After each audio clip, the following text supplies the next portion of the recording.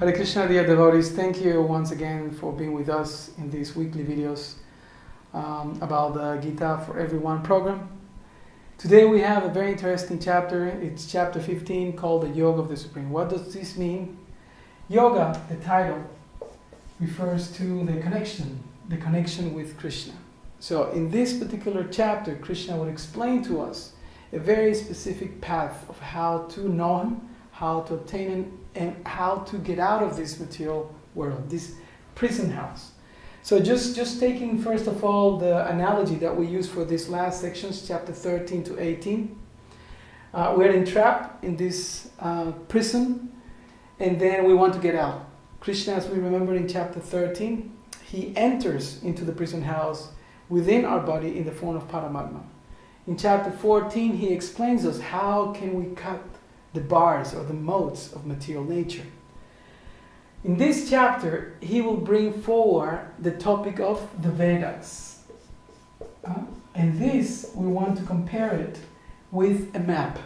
So whenever you see a map, whenever you use a GPS, something that a satellite mean to locate yourself somewhere, that is the topic of this chapter.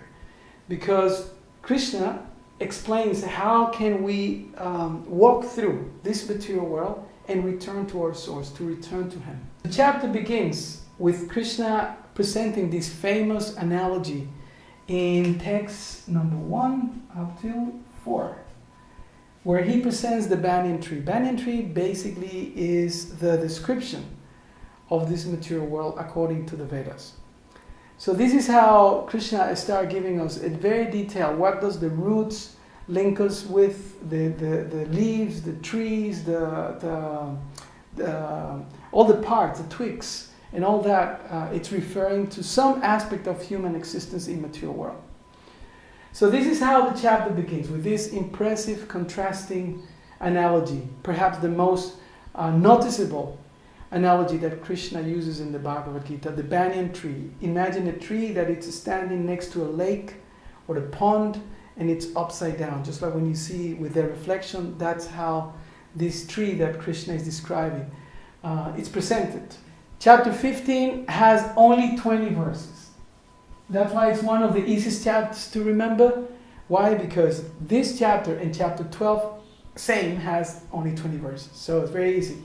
The longest chapter is chapter 18, 78 verses. The shortest chapters, 12 and 15. And although it's a very small chapter, it's packed up with a lot of philosophy, with a lot of insight about the Vedic knowledge. How does it end?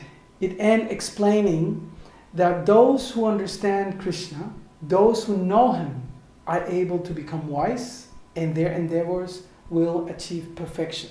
In fact, Krishna gives us a little tip, a bonus at the end, and he says this is in the last verse. He says this is the most confidential part of the Vedic literature. So the Vedanta is the conclusion of the Vedas, and the Bhakti Vedanta, the name of Srila Prabhupada, Bhakti Vedanta Swami, is actually the most confidential part of all the Vedic knowledge. In other words, means that if we know Krishna, if we understand that we come from him, if we understand the design of this material nature, and we engage in devotional service, we will achieve perfection. So the topic, as I mentioned, is the Vedas. All throughout this chapter, the Vedic knowledge is presented. Why the Vedas are important? In text 15, Krishna explains, I am the compiler of the Vedas, I am to be known through the Vedas. I am the knower of the Vedas also. So the idea is that Krishna is now presenting the Vedas as the means to know him, right? We explained that the middle section of the Bhagavad Gita had the purpose of understanding Krishna. Now, we may ask, how do we understand Krishna? For example, the last question that Arjuna presents in the previous chapter was how to transcend. And in that context, Krishna explains that we need to develop detachment for this material world. So for developing detachment, we need to understand Krishna. For developing detachment, we need to understand the temporality of this material world. And that's why we are presented with a Vedic concept.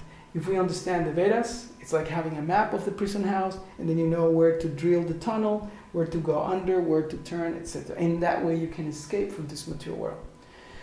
Now there are different sections, and here Krishna explains, it gives a variety. Basically what it is like a compendium, a very summarized compendium of all the Vedic teachings. Here we find some descriptions of the process of reincarnation. In fact, that's one of the other analogies that Krishna uses in text 8. And he compares, just like the air carries aroma, in the same way the living entity carries different impressions. And according to those impressions, the living entity in the next body, in the next incarnation, he will obtain a set of ears, a set of eyes, a particular type of body, etc. So very, very interesting chapters. Some of these sections or contents that we find in these chapters are also opulences of the Absolute, as we find in chapter 10, in chapter 7, in chapter 9. Krishna describes that he's the splendor of the fire, the splendor of the sun, splendor of the moon, the function that he has by entering, he says, into the orbit of material world and then sustaining all these planets. And also give flavors to vegetables, for example. Very intricate things that the Vedas explain. What's the connection with the previous chapter? Chapter 14, the modes of material nature. Chapter 13, nature, material nature, enjoyment and consciousness. So this is like a continuation. There is no questions by Arjuna here. And here, what it is like an expansion of chapter 14, according to the Vedic concept. The Vedic concept explains that material nature means the three modes. And in chapter 15, more explanations of this material nature and the interaction with the living entity is presented. So this is the connection with the previous chapter, chapter 14. The connection with chapter 16, this banyan tree presents two options, going up or going down. The Vedic process basically means to elevate yourself or to degrade yourself. If you follow the Vedic process, meaning if you are aiming to know Krishna, you uplift yourself. And if you disregard the Vedic process, meaning to try to understand God, the Supreme Person, the source of everything, then you are degrading yourself. And thus, that's the connection with chapter 16, which is called divine and demoniac nature. The divine nature helps us to upgrade ourselves and to come closer to understanding Krishna, and that is by the guidelines given in the Vedic scriptures. And otherwise, the opposite of that is that you degrade yourself. That's demoniac nature. Now, in the personal sense, chapter 15 explains to us what are the processes, what are the considerations that we need to have. What are the reasons why we need to cut this tree? That's the instruction that Krishna gives us quite early in the chapter. You understand this tree, this is material nature, we need to cut it. We need to cut it with attachment and knowledge. So this is the aim of this chapter, to understand that although this material world seems so complicated, so technically designed, still we need to cut it. But the only way that we can cut it is by connecting ourselves. That's why the title it's given, the Yoga of the Supreme. If we connect ourselves, as Krishna explains in the last 3 verses of this chapter, if we connect ourselves with the Supreme, then automatically we'll become wise, we will achieve perfection, and we will be able to connect with Him in the spiritual kingdom. And that's another of the explanations that is given in this chapter. A very small chapter, but as you can see, with a lot of interesting facts and very good pointers for us to advance in the spiritual life. So thank you very much once again for your time. We hope that this is helpful for your understanding, learning, and also presenting the Bhagavad Gita to others. Srila Prabhupada Ki Jai, Hari Bol.